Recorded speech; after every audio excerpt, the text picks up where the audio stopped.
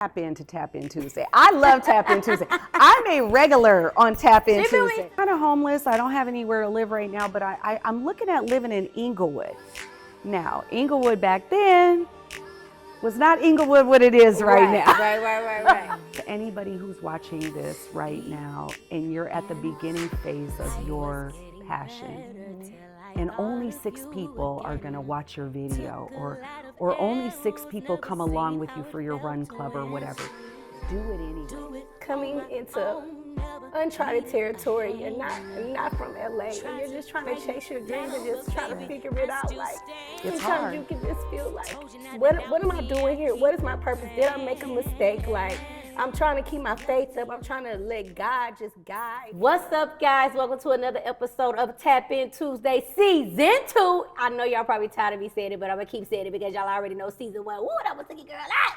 But today, I have someone that, like, I am so honored to have her here. I've been wanting to talk to her, but I just wanted, I don't know, sometimes I feel like I need things to be at a certain level to bring certain people. And I know she wouldn't care regardless, but like, I always call her my shero. She is someone who pours into people not only through fitness, but also through her words, through how she moves and who she is as a person. She radiates beauty from the outside and the inside. And I mean, without further ado, because y'all know I'll just keep going and going and going. A mother, a wife, an author. I mean, I'm probably missing a few things, but that's why we're here, because I want her to just do a deep dive to explain to not only my audience, but her audience too, exactly who she is. So I want y'all to start clapping, and give it up to my shero, my girl, Claudine Cooper. Thank you, boo. You're so sweet. That was some introduction. I don't know if I can come behind that. Oh, girl, please. So how do you feel today? I feel great. I got some mothering that I got to do after I leave here, but Right. other than that, I'm good. Well, Yes. you're looking good, as always. Thank you. So let's just go ahead and jump into it. Okay. Who is Claudine? Where are you from? And how did we get to being this fitness inspiration, social media, and so many other things that you do with your story and what you do just like in life in general?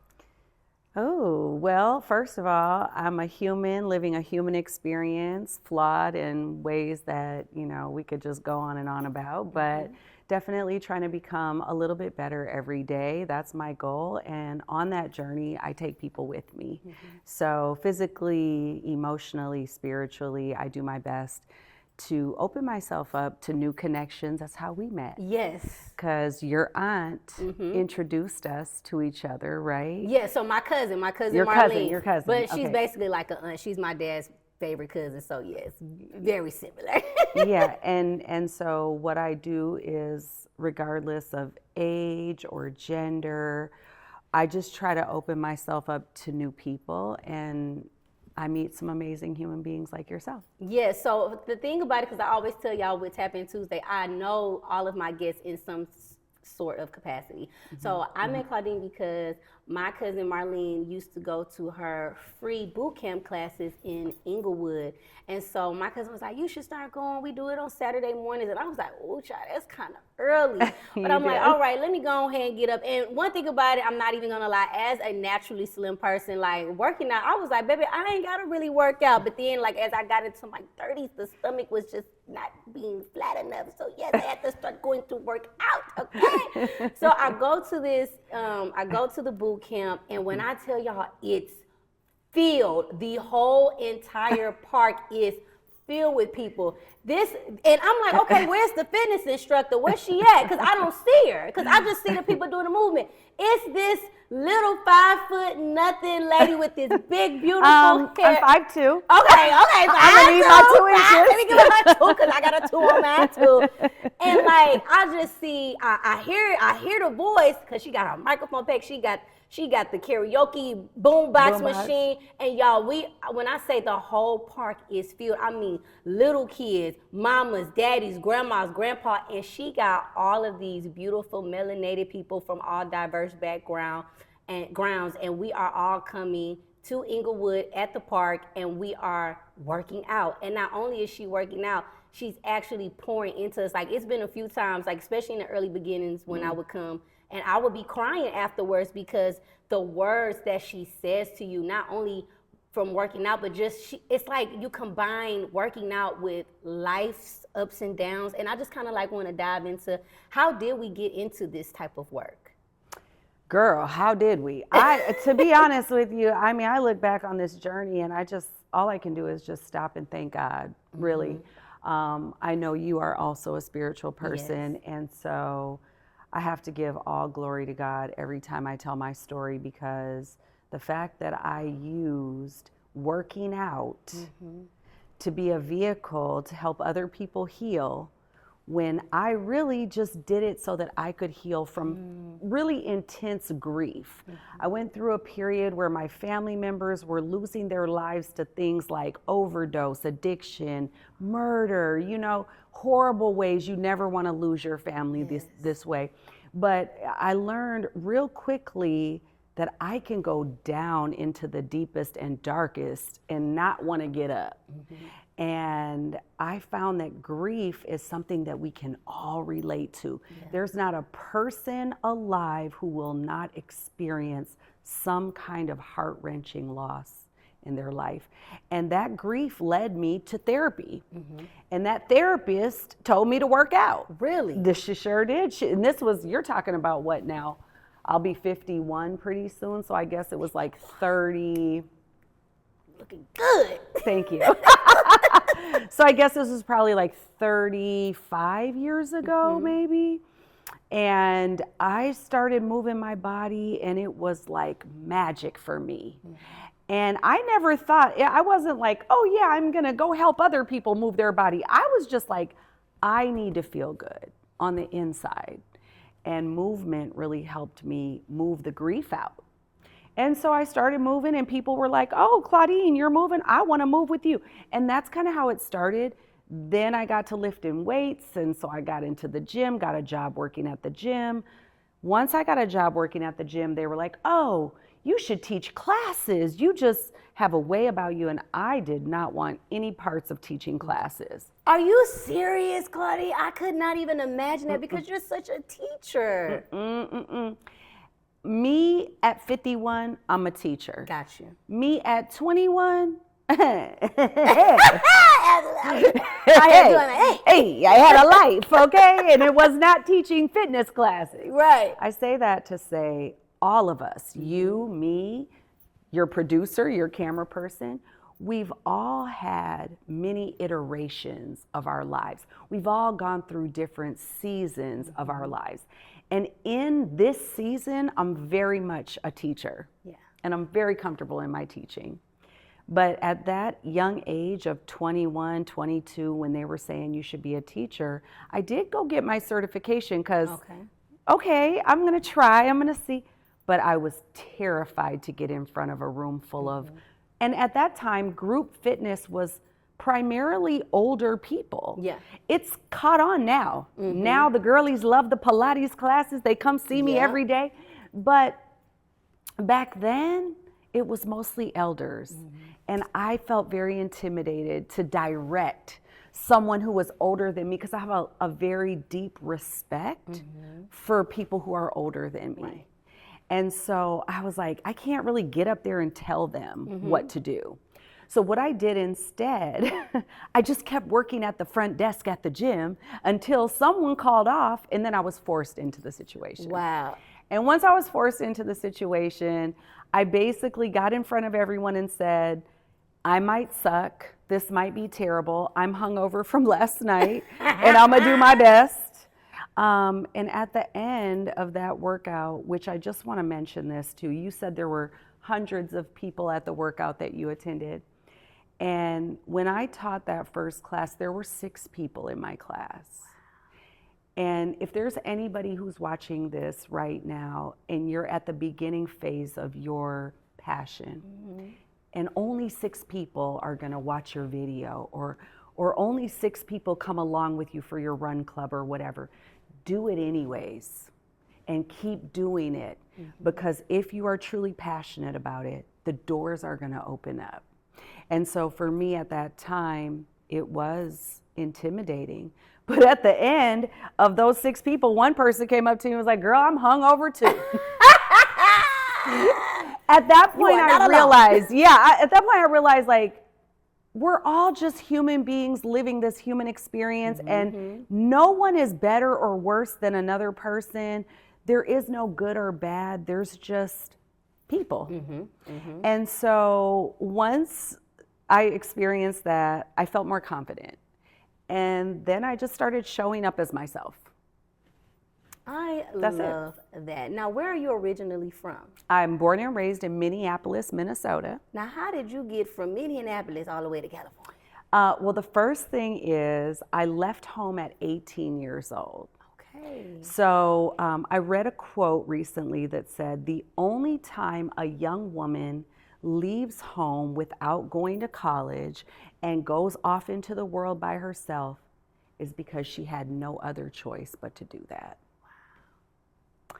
And so I'm going to leave it at that. Okay.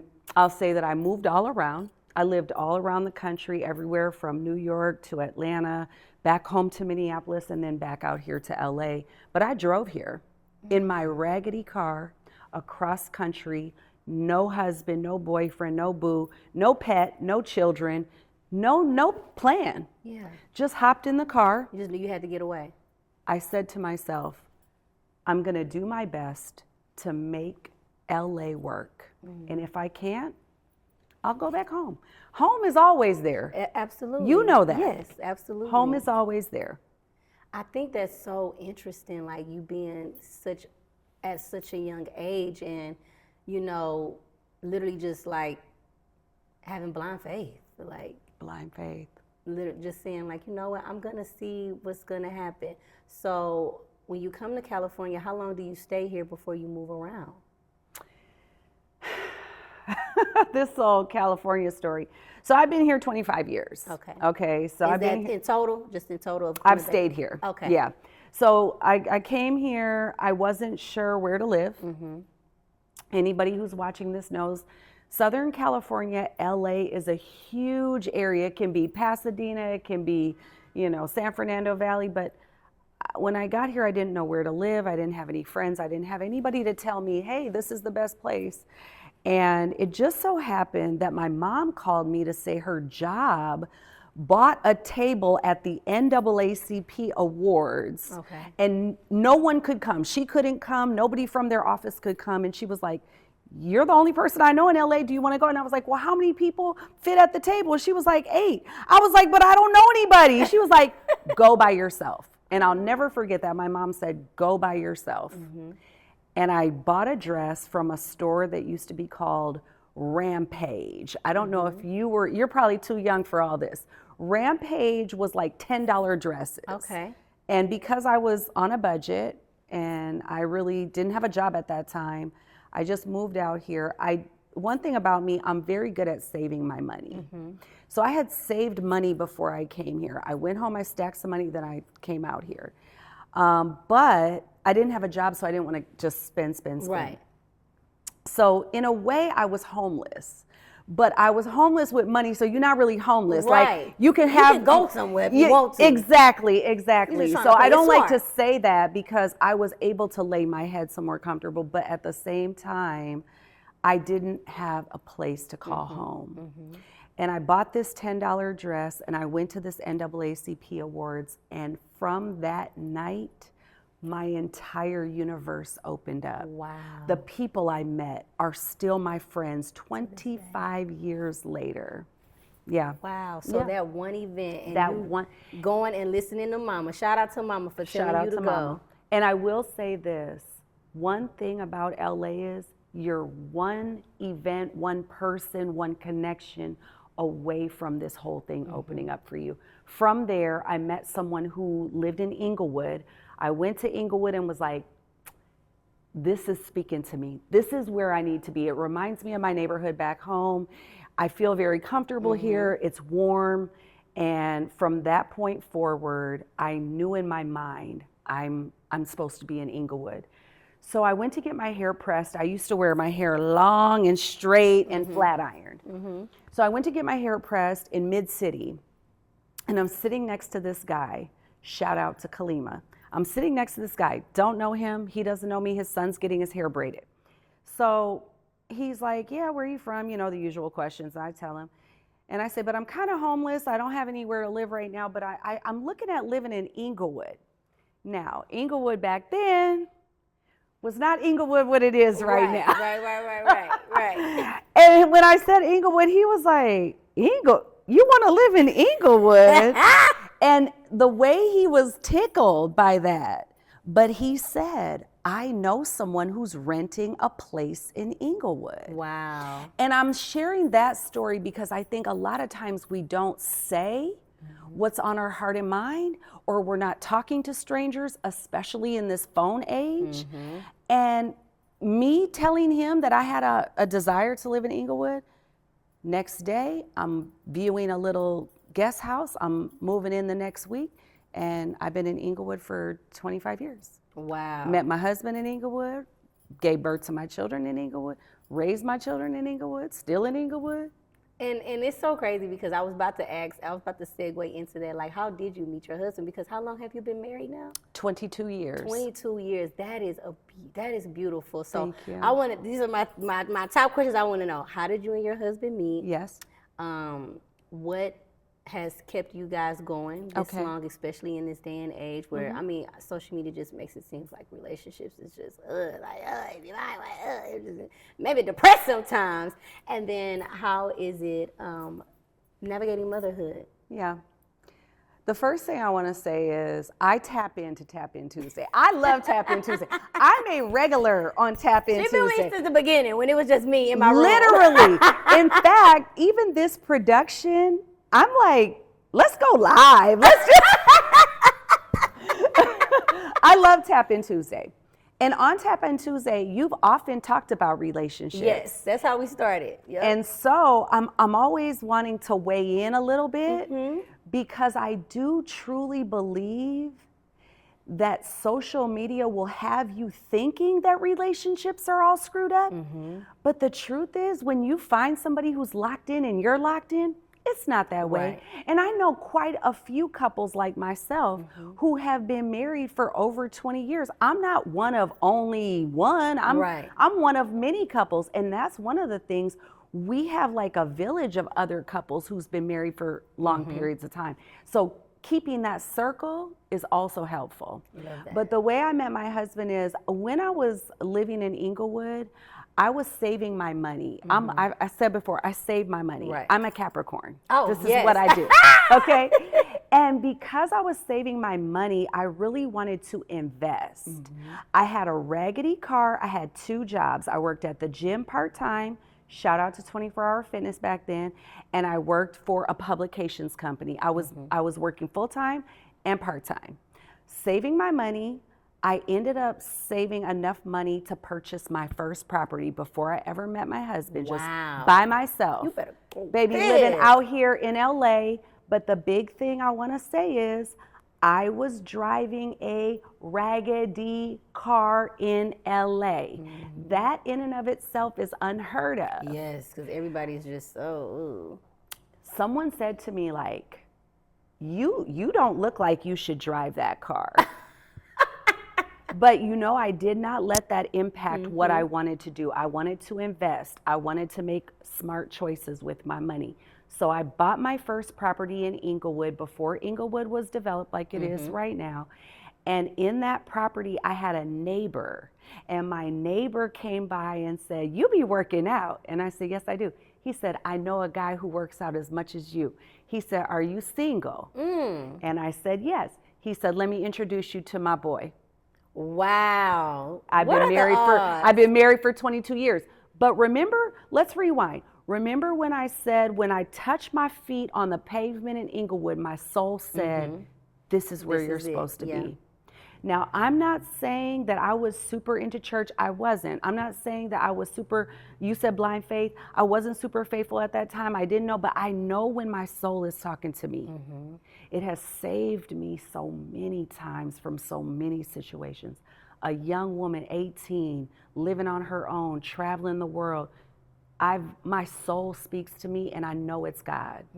And that's why I say I couldn't even start this podcast with you without talking about God first. Absolutely. And I say that to say, I would have never met that neighbor had I never moved to Inglewood, who would have never introduced me to my husband, and I would not have the children who are now grown adults, daughter at Tuskegee University, other daughter flight attendant, son varsity football player. I wouldn't have this life. Shout out to the kids. Yeah, grown kids. And I love my kids, and I feel like I'm so fortunate and so blessed to be able to raise my children with their father. Yes, that's a blessing You know, for sure. I had to go see my father in the penitentiary to see my children be loved and adored by their dad in the house. Baby. It's a different feeling for sure. Yes. Already knowing. And I mean, I didn't grow up, my parents got divorced, but I often, see other friends who may not have had a close relationship with their dad, or maybe not with their mother, and my heart aches for them because I'm like, I love my daddy and my mama, but moms is like, it's like, like people already automatically feel like, oh, the mom is always going to be there, you know what I'm saying? Which really, it should be both parents. We should be holding moms and dads, to the same standard. But like the way I love my daddy, y'all know I love my daddy. Oh, real we bad. know. Everybody. If they tap in with Tap In Tuesday, they know you love your dad. That's your man. That's my boy. That's your main man, That's my okay? boy right there. He just left me a few weeks ago, and we had yeah. a great time. But no, I think that is beautiful to be able to give your kids something that you didn't get to experience. Well, and the truth is, if I'm being honest, which is rare, I was blessed to be able to visit my father in the penitentiary. Gotcha. So you did have a relationship. I did. My dad and I wrote letters to each other from the time I was a little girl till he got out. Gotcha. He got out when I was about in middle school. Okay. And as soon as he got out, he raised me, he took me. So Really? yes, so I have a very close relationship with my dad, which I believe has also been one of the reasons why I was able to spot a good man. Because just because my dad made some poor choices, I want to be clear in saying he's a good man. Absolutely. Anyone can make a bad choice in a split second and end up with consequences that follow them around for life. All of us are subjected to that. But I will say my dad made sure that we had a strong bond and that we connected as soon as he was able to do that. So, yeah. Showed up. And that's beautiful because, like you said, one mistake does not actually tell the character of the person. My daddy made mistakes too. Y'all know he used to have a problem with addiction and things of that when him and my mom was first married. And he was young. He's a preacher's kid. So so you got all of those. He was wilding out. Yeah, he had a little, and he never shied away from me. Like he would even take me to his AA meetings. And like, always like never was ashamed of it, and always like tried to direct me in a different way. Because he didn't want you to go down the path he went down. Exactly. So definitely. But shout out to the dads out there. Yeah, we love the dads. So being a mother, what is your greatest joy of being a mom? Ooh, I will say I raised my children so that they would fly. I didn't want to raise my children to where I was, I guess, trying to micromanage like a them. helicopter parent? Yeah, and I was very, don't get me wrong, I was very protective and overprotective of my children, especially when they could not protect themselves.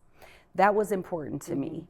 But as far as grooming them to grow, I want my kids to spread their wings. I want them to travel. I want them to be gone. And so now that they are gone, I feel like my greatest joy is watching my children live independently. I mean, they be in my pocket, but other than that, but that's par for the course. But watching them live independently, it's the greatest reward. It's the greatest reward. Feel like job well done. I really do. I've done my part. And I really do. Because sometimes, you raise kids and you try to do the best that you can, but they still go astray.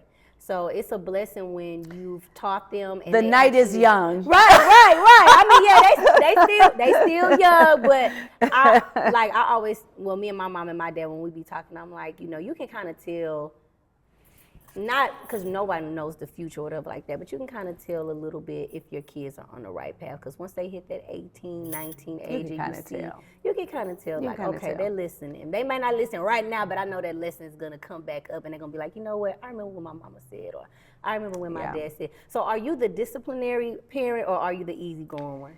It's hard to say. You know, I feel like one of the things that my dad really impressed upon me was trust, and how important it is to have a trusting relationship with your child, to where you don't have to do a lot of disciplining because you're doing a lot more connecting. Gotcha.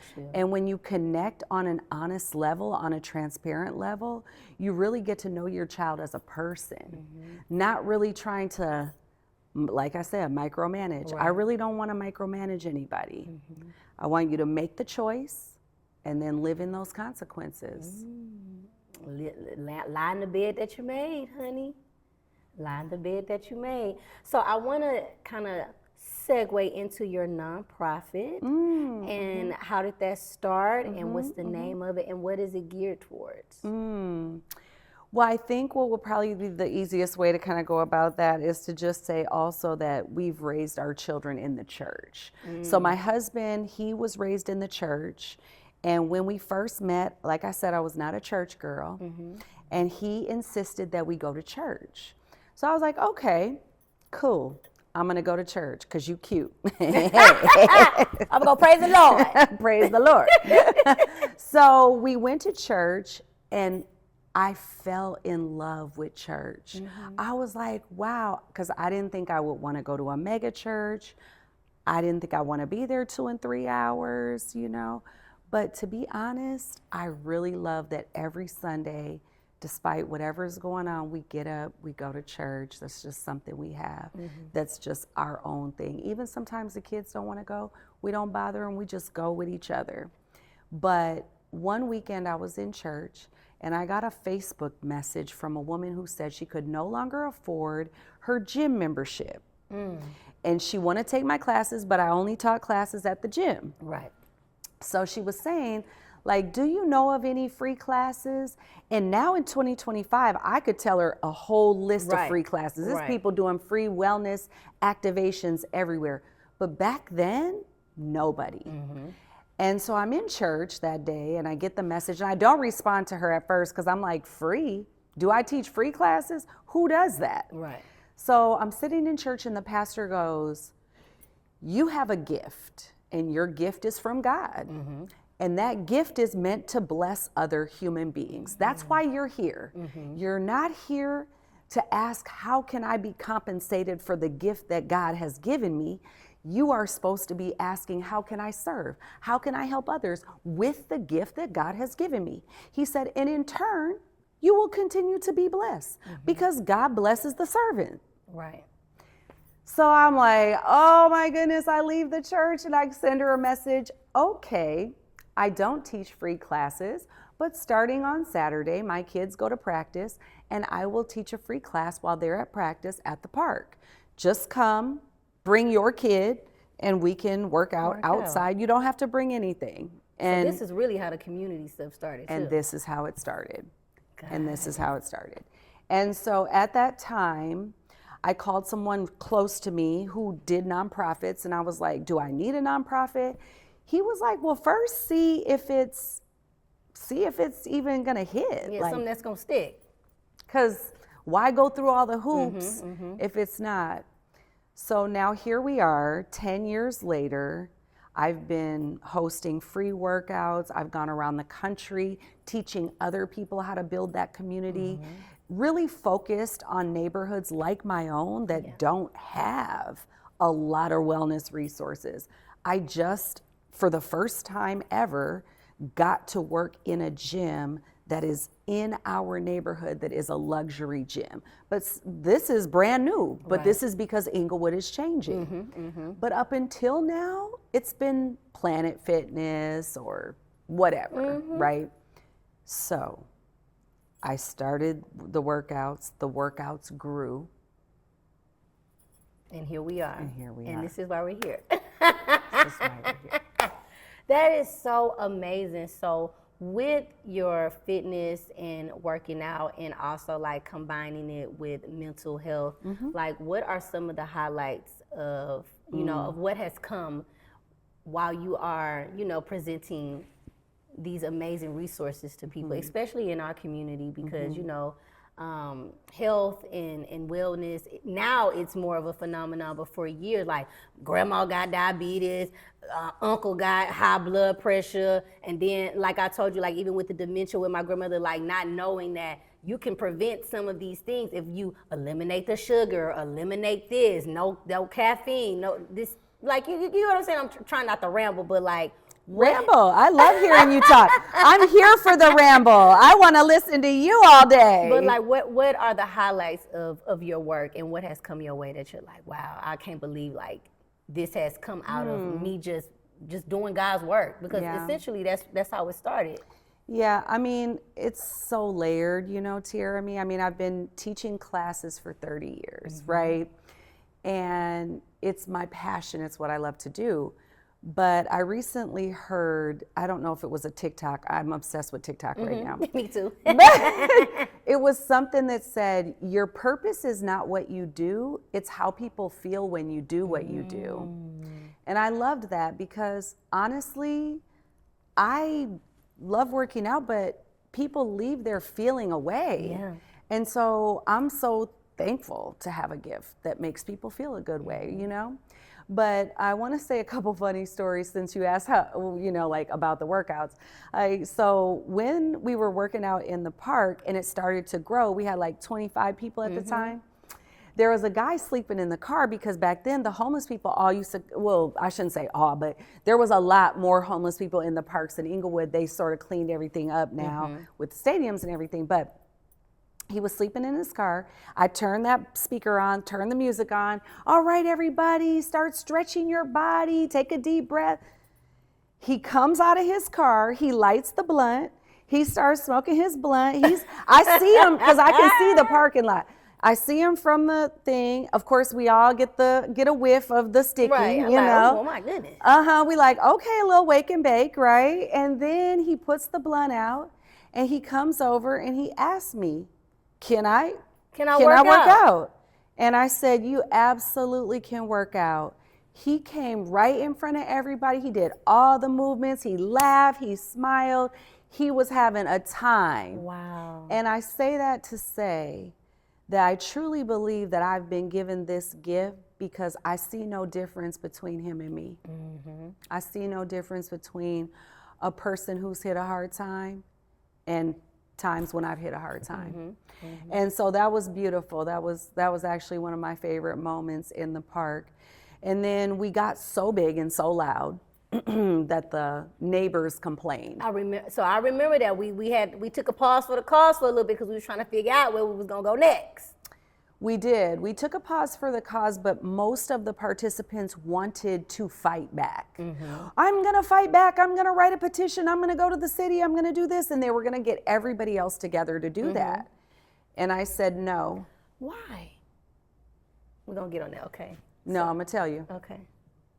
Because God, I truly believe that when one door closes, it's always for a reason. And you pushing to go back into that door back there is you trying to stay small. Trying to stay comfortable. Comfortable, thank you. Trying to stay comfortable. And so when we got kicked out of the park where we had been for almost 10 years, I was hurt because it's next door to my house and where am I going? Right. But I was like, let me just let the next door open. I don't know what the next door is. I have no idea. So I went on Instagram. I talked about, please don't petition. Please don't fight. Please don't go to the city. Let's just see how God operates. Blind faith. And the SoFi Stadium was not hosting events at that time because it was COVID. And they called and said, we have all this open space. No neighbors, no one will be impacted. Use this area, teach your workouts. And so that's how we got the SoFi, because I was going to ask you that next. And I've been there since. And so the first time she did the SoFi, I don't know if it was the first or the second one, but it was definitely like the first or the second one. I went because I happened to have a Saturday off. And again, it was filled. First of all, it was all of the original people. And it seemed like even more people came and their kids. And when you do her workouts, guys, and y'all definitely have to go and check her out. Make sure y'all follow her. But when you go to her workouts, like she said, you leave not only with a workout for the body, but also a workout for the mind. Because the way she pours into you and speaks to you as you're going, like I'm gonna be paraphrasing, but I remember this one time at the workout, you was just like, I know it's hard. I know you tired, but that's how life is. You still gotta push through. You still gotta go, and you gotta do it even when it's hard and even when you don't want to. The way me and my friend co-ride after that day, we walked to that car, was just like, I was just an emotional wreck because I'm about to cry now. Let me get it together. Because when you are coming into uncharted territory, you're not from LA, and you're just trying to chase your dreams and just trying to figure it out. Like sometimes you can just feel like, what am I doing here? What is my purpose? Did I make a mistake? Like, I'm trying to keep my faith up. I'm trying to let God just guide and like show me the way. But sometimes you just feel like I don't know the way and I don't know what the next step is. So I just want to always thank you for that. And like, that's why I always say like the shero part, because I look up to women like you, like my mom, like, you know, women, whether they're older than me, younger than me, whatever, but anybody that just like inspires me to keep going, even when like I feel like the world is on my shoulder and I don't even know which way to turn. So, give me a hug. Oh. Okay, let me get it together. Okay, get it together, because you're gonna make me cry. Y'all, welcome to another episode of Tierney's Corner, where I give you the details of what I got on. Y'all know I'm an Amazon affiliate, so everything always comes from Amazon. Now this, it's kind of giving like a little Clueless. It's kind of giving like Legally Blonde, you know what I'm saying? With my pink, we wear pink on Fridays, Mean Girls, yes, all of that. So I got this nice, cute little sweater. Now I ain't gonna lie, y'all, this sweater is hot, okay? So don't be trying to wear it for the fashions. You need to wear it during the wintertime so you won't be musty. Now I put on, you know, a lot of deodorant, so I'm cool, but I'm just saying for you because it gets hot. I got my cute little capri pants on, and these is like stretch pants, you know what I'm saying? So you ain't even gotta worry about like anything popping or it being too tight. Like you can do all of that. My shoes, they're like actually furry pink shoes that I got from Jessica Simpson. Now look, I don't know if I can find y'all the link on Amazon for these, but I can find you something similar. And y'all know I like to do a little flare with a cute little, you know, little ruffle sock, you know, like the socks that you used to do for Easter. Got my cute little business white shirt on, whatever like that. And yeah, you already know you can find all of these items on my Amazon link. Hit the link, and yeah, I'll see y'all next time. Peace out. Okay, guys, I gotta fan myself. You know, I'm a crybaby. Okay, guys, so sorry. But before we start wrapping up, I like to do two things at the end of each episode. Okay. So I like for my guests to give my audience and your audience like a gem or just a few words of inspiration. And then after that, we're gonna do a couple of questions called This or That. Okay, so you need me to just on the fly come up with some inspo? Just a little gem, just something, or a life lesson, anything. So you started it with your tears, right? Sorry. And I want to say this because I see you saying to the camera, like, I'm sorry, you guys, I'm a crybaby. For all my life, I was like, don't cry, you can't cry. Crying is for babies, you're not supposed to cry. But now that I'm 51 years old, I don't shy away from tears. Not yours, not mine, or anyone else's. Because we have a myriad of emotions and we get to feel all those feelings. Anyone who tells you you shouldn't be crying or you shouldn't feel those feelings, I don't agree with them. Okay. I don't agree with them. I think my children have taught me something so valuable. And it is everyone should be validated for their feelings. And that's my little tip. I love that. Yeah. Don't shy away from the tears, y'all, because y'all know me, I'm going to always cry, y'all. And I love that about you. I love that about you. It's so you. It's so Cancer of you. And I literally told on the phone, I was like, I'm probably going to cry when I see you. And yes. Look what I did, child. Just cry, child. Yes. And those were some difficult times during COVID when we were hosting those workouts. And a lot of people would end up in tears. Yeah, we needed that. So thank you. Thank you for that. Thank you for being there. Yeah. All right. So what is better, So we're getting into this or that, by the way. I don't want to just jump scare y'all. Okay, what is better, being a vegan or being pescatarian? I say do what makes your body feel the best. Okay. Even if that means that you like a high protein diet, you eat meat with veggies, that would be considered keto, do that. If you like a plant-based diet, vegan, do that. If you like pescatarian, do that. But the idea that one size fits all, it's not right. Got you. Yeah. Yoga or Pilates? Well, I teach Pilates, baby. So you know I'm going to say Pilates, but I love both. I actually love a good combination of both. Okay. Yeah. And, okay, intermittent fasting or should you do a diet? What's the best? I fast. Okay. I fast every day. My window is a 16-hour window where I don't eat, and then I eat from about 1 p.m. until about 7 or 8 p.m. Okay, Yep. okay. And then, now this is kind of funny, Ozempic or BBL? No, wait a minute. I was at the gym this morning, and this girl had such an obvious BBL, and I was like, Ozempic.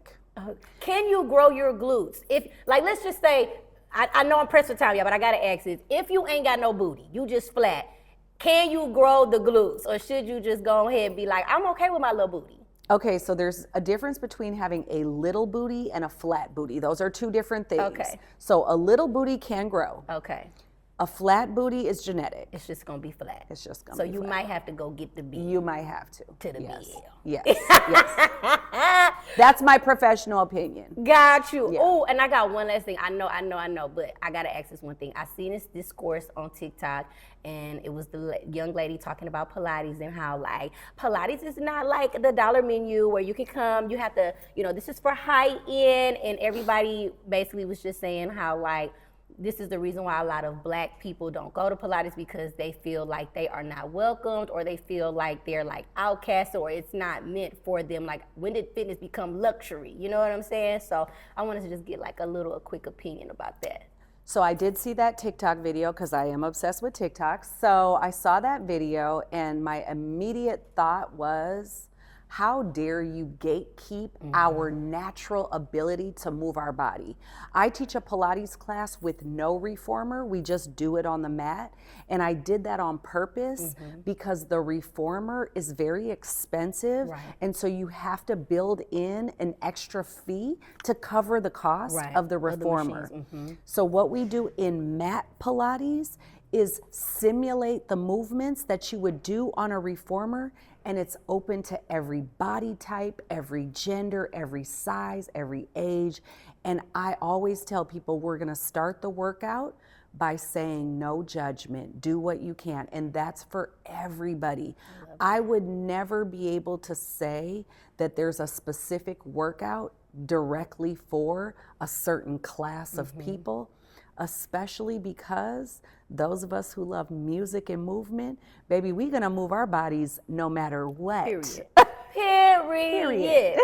I love that response because it was a thing on TikTok, and I just had to get my girl on the one too. Yes. But I just want to thank you for coming. I love you so much. I love you so keep much. Inspiring, keep just being the light that you are. And also, please let my audience know where they can find you, how they can follow you, because we always put a little tag, and also what's to come, and where can we take classes, and all the things of the things. Okay, so the things of the things are that my name is Claudine Cooper. I have a website with my schedule on there. If you want to come to Inglewood and take a free class, I still do classes on Saturday right near SoFi Stadium.